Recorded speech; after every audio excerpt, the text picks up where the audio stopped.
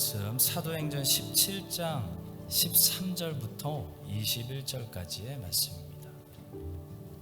사도행전 17장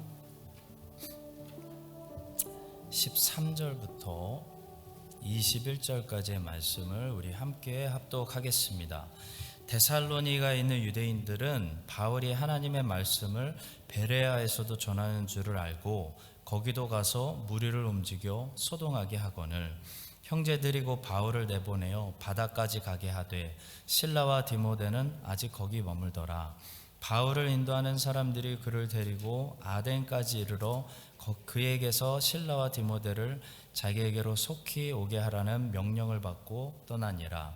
바울이 아덴에서 그들을 기다리다가 그 성에 우상이 가득한 것을 보고 마음에 격분하여 회당에서는 유대인과 경건한 사람들과 또 장터에서는 날마다 만나는 사람들과 변론하니 어떤 에피쿠로스와 스토아 철학자들도 바울과 쟁론할세 어떤 사람은 이르되 이 말쟁이가 무슨 말을 하고자 하느냐 하고 어떤 사람은 이르되 이방신들을 전하는 사람인가 보다 하니 이는 바울이 예수와 부활을 전하기 때문이로라. 그를 붙들어 아레오바고로 가며 말하기를 내가 말하는 이 새로운 가르침이 무엇인지 우리가 알 수 있겠느냐. 내가 어떤 이상한 것을 우리 귀에 들려주니 그 무슨 뜻인지 알고자 하노라 하니 모든 아덴 사람과 거기서 나그네 된 외국인들이 가장 새로운 것을 말하고 듣는 것 이외에는 달리 시간을 쓰지 않음이더라. 아멘. 우리는 지금 사도 바울의 2차 전도 여행 중인데요. 바울이 수리아에 있는 이 안디옥 교회에서 출발해서 오늘날 터키 지역인 소아시아 지역을 거쳐서 유럽으로 넘어왔죠. 그래서 먼저 마게도냐라고 불리는 지방들, 곧 빌립보와 데살로니가와 베레아에서 전도했는데요. 바울의 2차 전도 여행은 마게도냐 지방을 전도하고 이제 더 밑으로 내려가서 아가야라고 불리는 지방을 전도한 다음에 다시 시리아에 있는 안디옥으로 돌아가면서 선교를 마치게 됩니다. 아가야라고 불리는 지방은 오늘날 그리스 지역인데요. 바울은 아가야 지방 안에 있는 아덴이라는 도시와 고린도라는 도시에 가서 복음을 전했습니다. 그 중에서 오늘 우리가 읽은 본문은 오늘까지도 그리스의 수도라고 할 수 있는 아덴이라는 도시에서 전도했던 이야기인데요. 오늘 본문을 통해 복음의 일꾼들인 우리들에게 주시는 성경의 교훈들이 있습니다.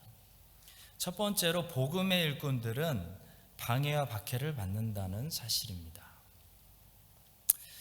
자, 바울이 어쩌다가 아덴까지 가서 전도하게 되었을까요? 바로 베레아에서 방해를 받고 박해를 받았기 때문입니다.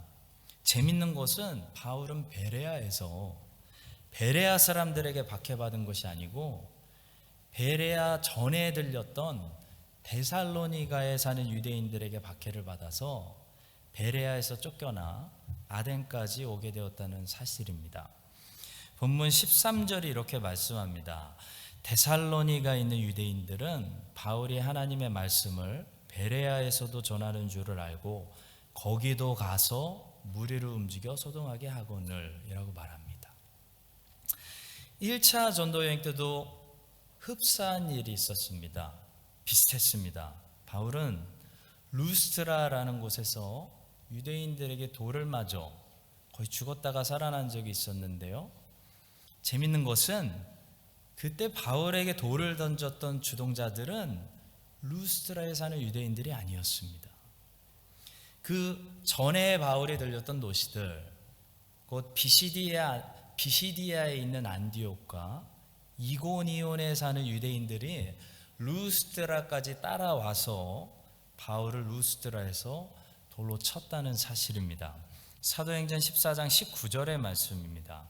유대인들이 안디옥과 이고니온에서 와서 무리를 충동하니 그들이 돌로 바울을 쳐서 죽은 줄을 알고 시외로 끌어내치리라.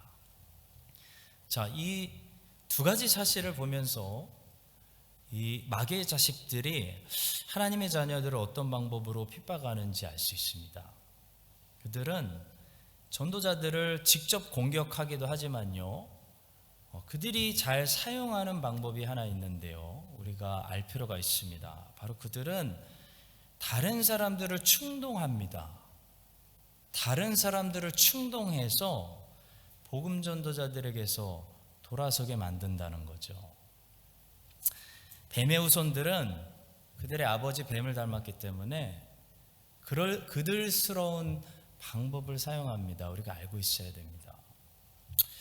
바로 거짓 소문을 내고 뒤에서 수근수근하고 무리를 충동하여 혼란을 만들고 무리를 불안하게 만들고, 그래서 무리가 복음 전도자들로부터 돌아서게 만든다는 거죠. 항상 그렇게 역사합니다.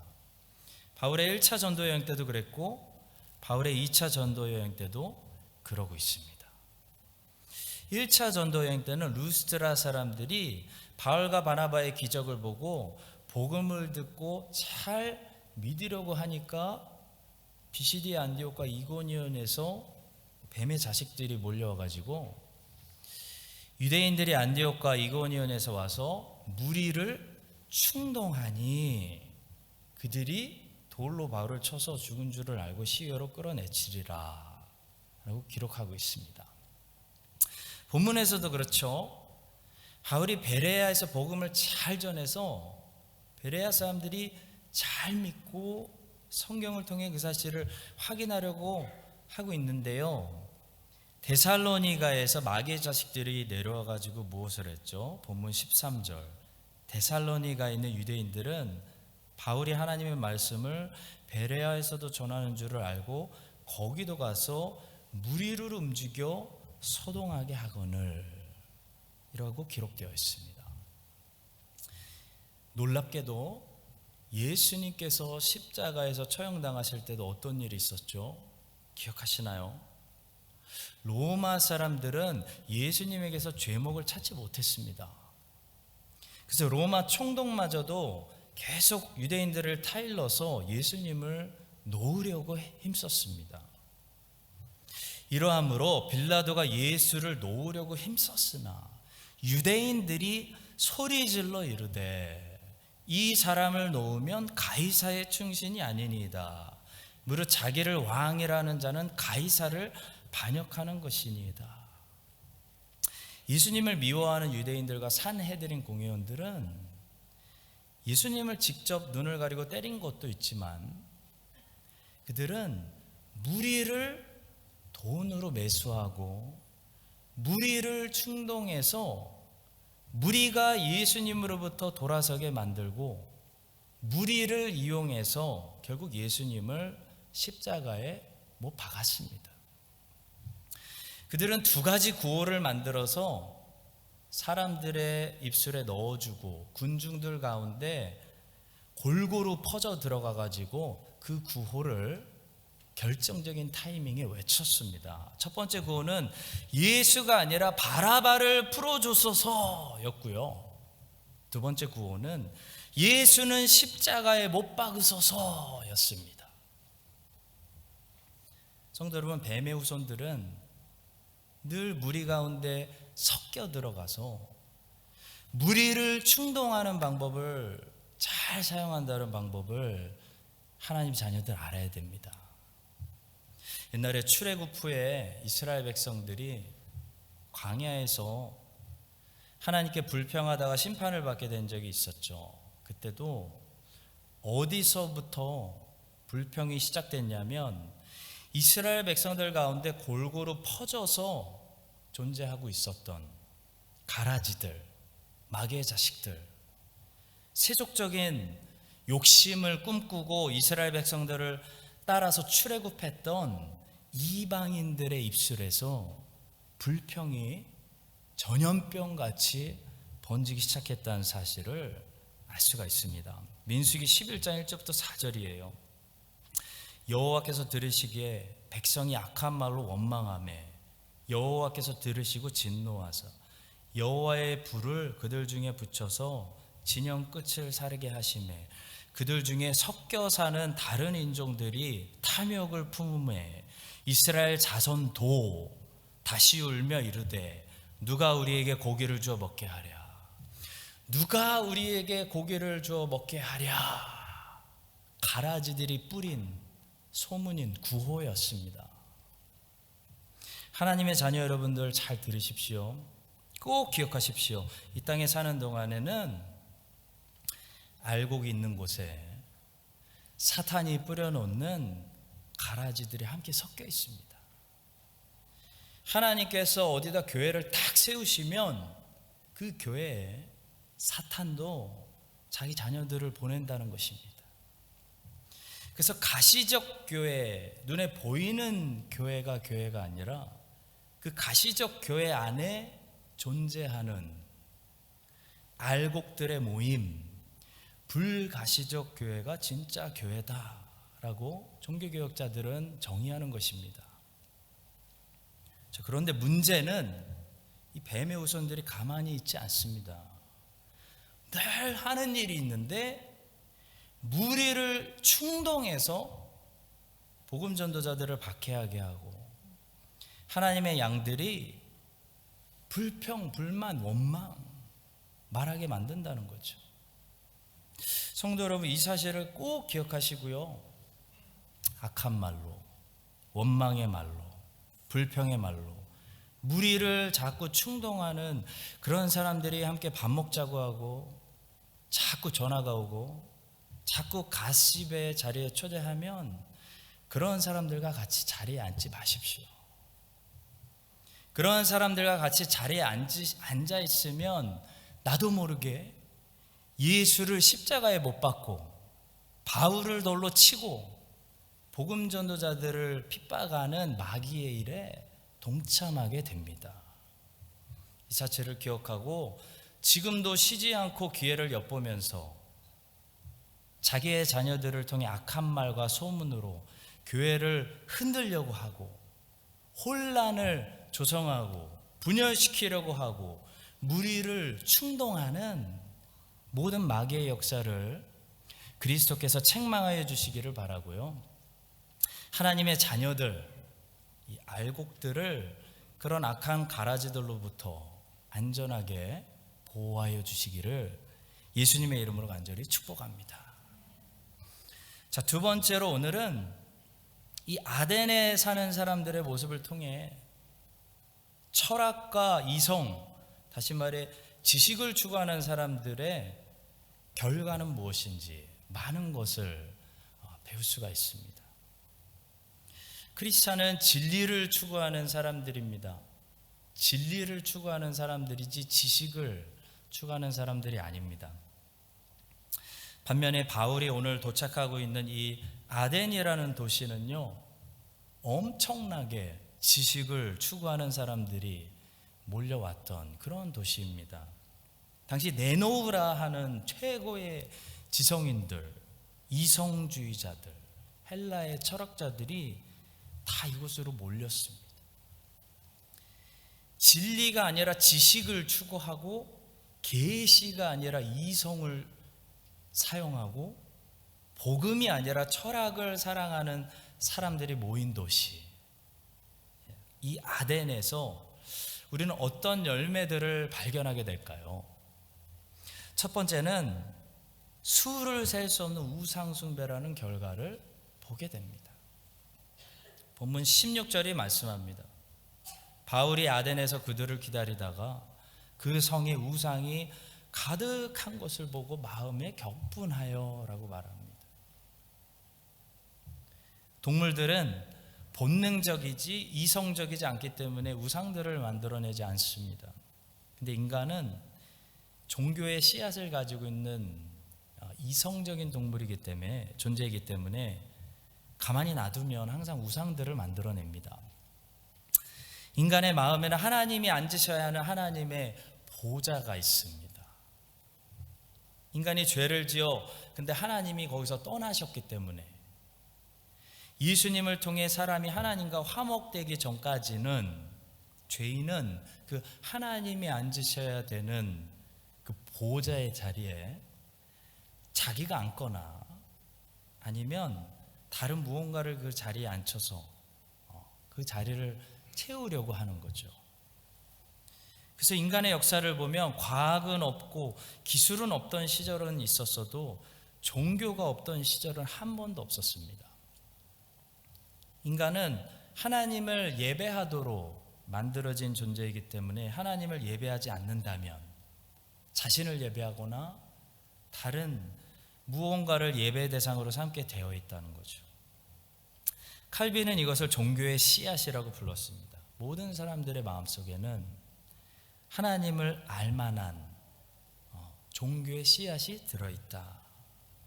우리는 그 종교의 씨앗 때문에 하나님을 자꾸 생각하고 그 종교의 씨앗 때문에 잘못하면 죄책감을 느끼고 종교의 씨앗 때문에 죽음 후를 생각하게 되며 내가 어디서 왔는지 내 존재의 이유를 생각하게 된다라는 것입니다.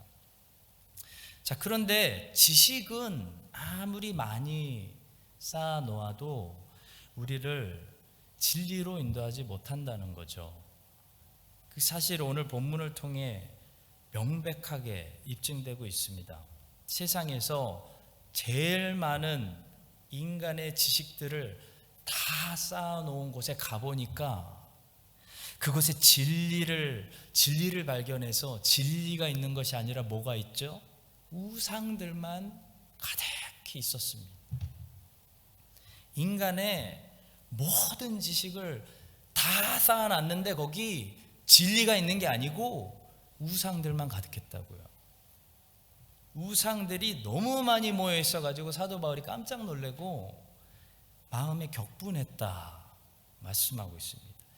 너무나 지식이 우리에게 주는 실망스러운 모습입니다. 성도 여러분, 세상에 아무리 많은 모든 지식을 다 모아놓아도 그것은 진리를 조금도 찾을 수가 없습니다. 지식이 진리에 도착하도록 이끌어주는 것이 아닙니다. 계시가 진리를 찾을 수 있도록 이끌어주는 것입니다. 계시가 답입니다.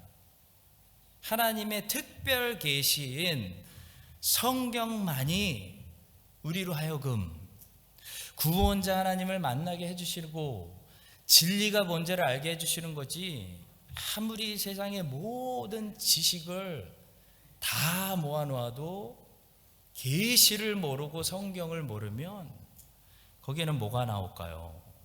본문에 나오는 아덴의 모습, 우상들만 가득한 우상 공장이 만들어지는 겁니다.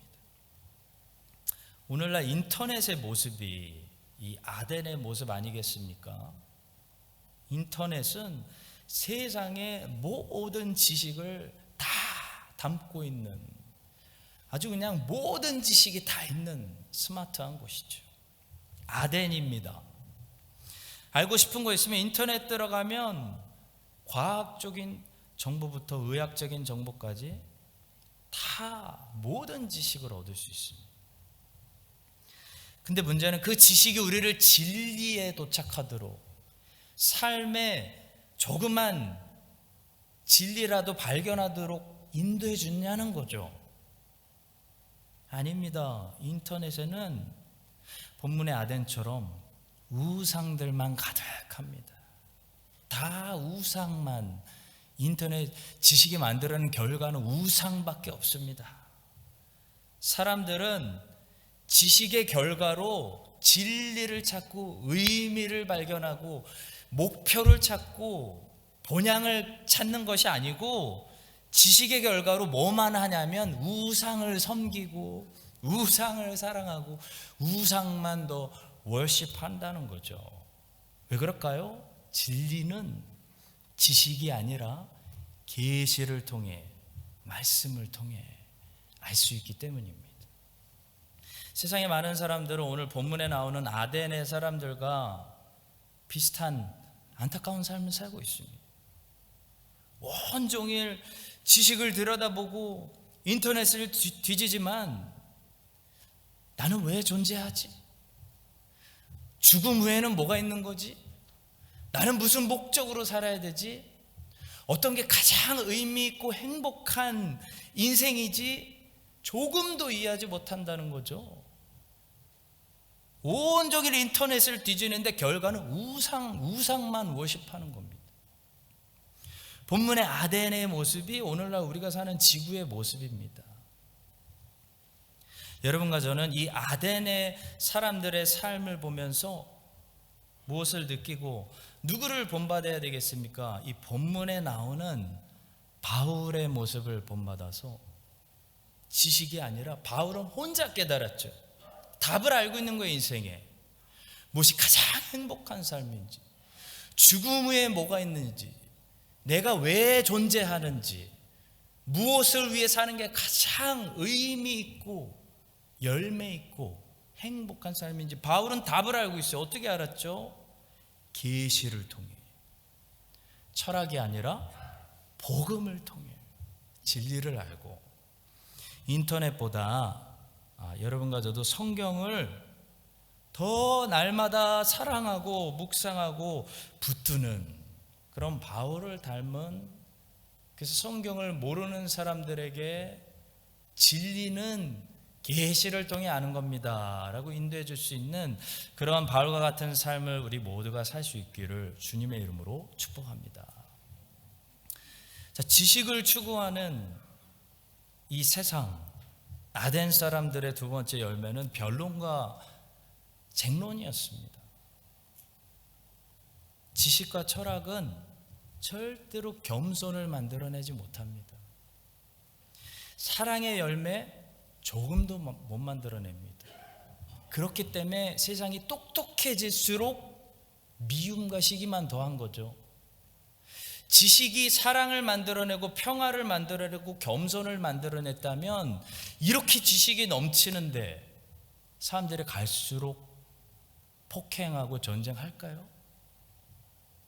성도 여러분, 지식과 철학은 절대로 겸손과 사랑과 평화의 열매를 만들어내지 못합니다. 지식과 철학이 항상 만들어내는 것이 있는데요, 뭐냐면 이생의 자랑, 사람의 교만, 분열, 전쟁, 변론, 쟁론입니다. 우리가 다 싫어하는, 인간이면 누구나 다 원치 않는 그런 열매들이에요. 우리를 괴롭게 하는 열매들이에요. 인류 역사의 전쟁 역사의 원인들을 살펴보면 더 잘 먹고 더 잘 살려는 그런 육체의 욕심도 있었지만 의외로 이념의 전쟁, 자기 신념 지키려는 그런 목적으로 전쟁을 했던 적이 더 많았습니다. 지식과 철학의 결과는 사랑과 화평이 아니라 분쟁이요, 분열이요, 교만이요, 자랑이요, 변론과 쟁론입니다. 그것이 아덴이라는 도시가 만들어내고 있었던 열매였습니다. 그것이 오늘날 지식이 꽉 차고 충만한 이 지구가 만들어내고 있는 열매 아니에요? 다 자기가 똑똑하다고 그래서 싸우는 거죠. 바울이 복음을 아덴에서 전할 때도 아덴 사람들은 바울과 쟁론하려고 했습니다. 17절과 18절입니다. 회당에서는 유대인과 경건한 사람들과 또 장터에서는 날마다 만나는 사람들과 변론하니 어떤 에피쿠로스 스토아 철학자들도 바울과 쟁론할세. 어떤 사람이 이르되 이 말쟁이가 무슨 말을 하고자 하느냐 하고 어떤 사람이 이르되 이방신들을 전하는 사람인가 보다 하니 바울이 예수와 부활을 전하기 때문이로라. 바울은 아덴에서 복음 전도만 하려고 그러면 쟁론하고 덤비고 변론하고 따지고 고생을 많이 했습니다. 훗날 바울은 아마도 이때를 경험으로 골로새 교인들에게 철학과 헛된 속임수를 조심하라고 경고한 적이 있습니다. 누가 철학과 헛된 속임수로 너희를 사로잡을까 주의하라. 이것은 사람의 전통과 세상의 초등학문을 따름이요 그리스도를 따름이 아니니라 말씀합니다. 그리고 바울은 나중에 이제 아덴을 떠나 바로 옆에 있는 고린도라는 도시로 가서 복음을 전하는데요. 다음 주 내용이죠. 아덴에서 시컨 논쟁과 말싸움에 시달려야 했던 바울이 큰 결심을 한 것 같습니다. 고린도에서 어떤 자세로 복음을 전하기 시작했는지. 고린도전서 2장에서 바울이 이렇게 말합니다. 형제들아, 내가 너희에게 나아가 하나님의 증거를 전할 때에 말과 지혜의 아름다운 것으로 아니하였나니 내가 너희 중에서 예수 그리스도와 그가 십자가에 못 박히신 것 외에는 아무것도 알지 아니하기로 작정하였음이라. 내가 너희 가운데 거할 때에 약하고 두려워하고 심히 떨었노라. 말과 내 전도함이 설득력 있는 지혜의 말로 하지 아니하고 다만 성령의 나타나심과 능력으로 하여 너희 믿음이 사람의 지혜에 있지 아니하고 다만 하나님의 능력에 있게 하려 하였노라 말씀합니다.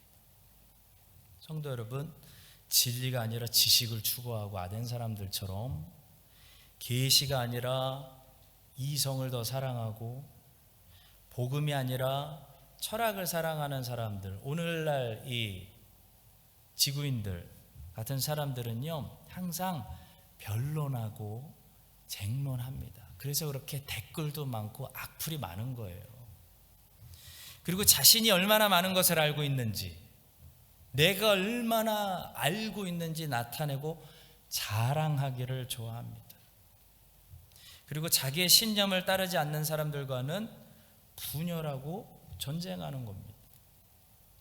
근데 복음이 들어간 도시, 진리를 지키는 도시, 계시를 의지하고 성경을 사랑하고 감사하고 묵상하는 사람들이 많이 살고 있는 도시에는요 뭐가 있냐면 사랑의 열매가 있고 화평의 열매가 있고 연합의 열매가 있고 겸손의 열매가 있는데요, 아덴처럼 지식을 자랑하고 이성주의적이고 철학을 높이 평가하는 폼 잡는 그런 도시에는 분열이 있고 교만이 있고 인간의 더러운 자랑이 있고 논쟁과 변론만 많은 것입니다. 우리가 살고 있는 이 크라이스트처치가 인간의 철학과 지식을 자랑하고 좋아하는 그런 아덴 같은 교만한 도시가 되지 않고 크라이스트처치가 신앙이 살아있고 기도가 살아있고 성경을 사랑하고 묵상하는 사람들이 많이 사는, 그래서 이 도시에 보니까 잘 연합하고 연합이 아름답고 사랑의 열매가 있고 평화가 있고 사람들이 겸손한 사람들이 많이 사는 그런 하나님을 경외하는 크라이스트처치가 될 수 있기를 예수님의 이름으로 축복합니다. 마지막 세 번째로, 지식을 추구하는 이 철학의 결과는 언제나 새로운 것만 추구한다는 것을 볼 수 있습니다. 본문에 보니까 아덴 사람들이 정말 막 미치고 환장하는 것이 한 가지 있었습니다. 새로운 것을 발견하는 것입니다. 그들은 눈에 불을 켜고 새로운 것이 아니면 실증이 느껴서 견디질 못하고 새로운 것이 아니면 몸에 좀이 쑤셔서 살지 못하는 그런 모습을 우리에게 보여주고 있습니다. 그들은 바울이 전하는 복음의 내용에 귀를 기울인 것이 아니라요, 사실 바울이 전하는 이야기가 새로운 이야기, 흥미진진한 이야기였기 때문에 잠시 귀가 솔깃했죠. 그들의 말을 들어봅시다. 19절과 21절입니다. 그를 붙들어 아레오바고로 가며 말하기를 내가 말하는 이 새로운 가르침이 무엇인지 우리가 알 수 있겠느냐. 아레오바고는 당시 이 공적으로 있는 법정, 사람들이 모여서 카운슬이나 법정 같은 곳을 가리킨다고 생각합니다. 모든 아덴 사람과 거기서 나그네 된 외국인들이 가장 새로운 것을 말하고 듣는 것 이외에는 달리 시간을 쓰지 않음이더라. 그 성령의 감동을 받은 누가는 21절에서 아주 기가 막힌 설명을, 아덴 사람들의 특징에 대해서 설명을 덧붙였죠. 이 사람들은 어떤 사람들이냐면 새로운 것을 말하고 듣는 것 이외에는 달리 시간을 쓰지 않는 사람들이라고 누가가 성령의 감동을 받아서 아덴 사람들의 특징을 거기 기록했습니다. 한마디로 지식을 추구하는 사람들 어떻게 될까요? 이성적인 철학자들은 늘 새로운 것을 찾는 사람들이다, 그런 말씀입니다. 새로운 것을 추구한다는 것은 변화를 추구한다는 것을 말하는 거죠. 아덴 사람들이 새로운 것을 찾고 있었다는 것은 그들은 늘 변화를 원했다는 것을 말합니다. 그들은 한마디로 진보를 원했습니다.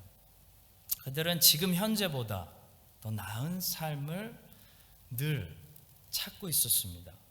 그들은 진화론적 생각을 가지고 있었고, 인류가 계속 진보하면 언젠가는 유토피아를 만날 수 있다라고 생각했습니다. 미래를 향한 그들의 시선은 낙관적이었습니다. 그들은 더 나은 세상이 항상 기다리고 있다라고 생각했습니다. 그러나 기독교적 관점은 완전히 다릅니다. 기독교는 진보의 답이 있다고 말하지 않습니다. 기독교는 세상이 더 나아진다고 낙관적으로 생각하는 것이 아니라 소망이 없는 세상에서 건짐을 받아야 된다고 말합니다. 구원받으라고 가르칩니다. 왜냐하면 이 세상은 고칠 수 있는 세상이 아니라 심판받아야 되는 세상이고, 우리의 소망은, 궁극적인 소망은 이 세상이 아니라 새 하늘과 새 땅에 있다고 가르치기 때문입니다. 또 여러 말로 확증하며 권하여 이르되 너희가 이 패역한 세대에서 구원을 받으라, 건짐을 받으라. 이 타이타닉은 싱크하니까 구조배로 옮겨 타라, 그거밖에 소망이 없다라는 말씀입니다. 성도 여러분, 이 세상에 속한 사람들은 지금도 아덴의 사람들처럼 새 것에 열광합니다. 새 기술에 열광하고, 과학의 새로운 발견에 열광하고, 새 문화에 열광하고, 새 정부에 소망을 겁니다. 이 새 기술이면 이제 미래는 낙관적일 거야. 진보를 추구한다는 거죠. 근데 세상은 에덴 동산에서 타락하기 시작한 이후로 이 시간이 갈수록 긍정적인 쪽으로 진보하는 것이 아니라 더 상태가 악해지는 쪽으로 변화되는 것이지, 세상 사람들이 기대하는 것처럼 상태가 나아지는 쪽으로 변화되는 것이 아닙니다.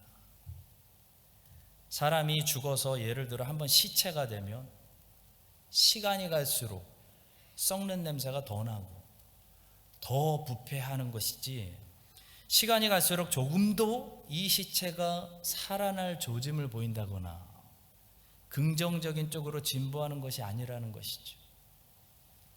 이 세상에 속한 사람들은 지금 현재가 불행하기 때문에 내일의 기대를 걸고 변화를 추구하며 늘 새로운 일들을 추구하는데요, 사실 새로운 일, 진짜 새로운 일은 누구만 하실 수 있냐면 생명을 창조하시는 하나님만 하실 수 있다고 성경은 말씀합니다. 오직 성령의 일만이, 그 안에 생명이 있기 때문에, 죽은 시체가 아니라 생명이 있기 때문에 성령의 일만이 새로운 일인 것이지, 생명이 이미 없이 죽어서 시체가 돼버린, 하나님과 끊어지고 하나님과 멀리 떨어진 이 땅에 속한 것들은 아무리 스스로 변화를 추구하고 새 것을 추구해도 그것은 새 것이 아니라, 진보가 아니라 더 썩는 퇴보인 것입니다. 하나님이 없는 생명에서 멀리 떠난 시체 같은 이 세상은 새로운 것을 추구하고 진보를 기대하고 변화를 추구해도 결론은 더 부패하고 더 타락하고 더 죽음의 그림자만 깊이 깔리는 퇴보라는 사실을 우리는 알고 있습니다. 오직 새 생명을 주시는 예수 그리스도 안에서 새로운 희망적인 일들이 일어날 수 있다는 거죠. 그래서 고린도후서 5장 17절은 이렇게 말합니다. 그런즉 누구든지 그리스도 안에 있으면 새로운 피조물이라. 이전 것은 지나갔으니 보라 새 것이 되었도다. 이 말씀은 그리스도 예수 안에 있어야지만 새로운 피조물이 된다는 겁니다. 진정한 새로움은 그리스도 예수 안에서만 존재합니다. 니고데모야 네가 거듭나야 하겠다. 고친다고 될 문제가 아니다. 너는 죽는다. 시체 썩은 냄새만 앞으로 더 심할 거야. 네가 다시 태어나야 된다. 내 안에서 다시 거듭나고 새 피조물이 돼야 된다. 그런 말씀입니다.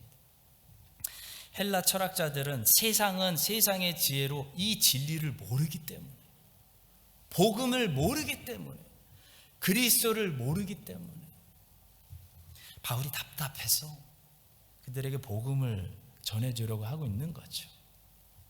사랑하는 성도 여러분, 여러분과 저는 하나님의 은혜로 깨어나 보니까 중생하고 태어나 있습니다. 아기가 자기가 태어날 때 기억하지 않고 나 보니까 태어나 있는 것처럼 성령께서 바람같이 어디서부터 불기 시작했는지 모르게 일하시기 때문에 깨어나 보니까 하나님의 은혜로 이 사실을 알게 되었습니다. 그러니 날마다 그리스도 예수 안에서 우리가 새로운 피조물로서 이 새 생명을, 이 이전 세상이 가지고 있지 않은 시체 죽은 냄새가 풀풀 나는 세상 속에서 이 새 생명을 우리는 매일 마음껏 호흡하면서 성령께서 우리 가운데 또 우리를 통해서 행하시는 이 새 포도주의 새로운 일들을 감당하는 새 부대들이 다 될 수 있기를 예수님의 이름으로 간절히 축복합니다.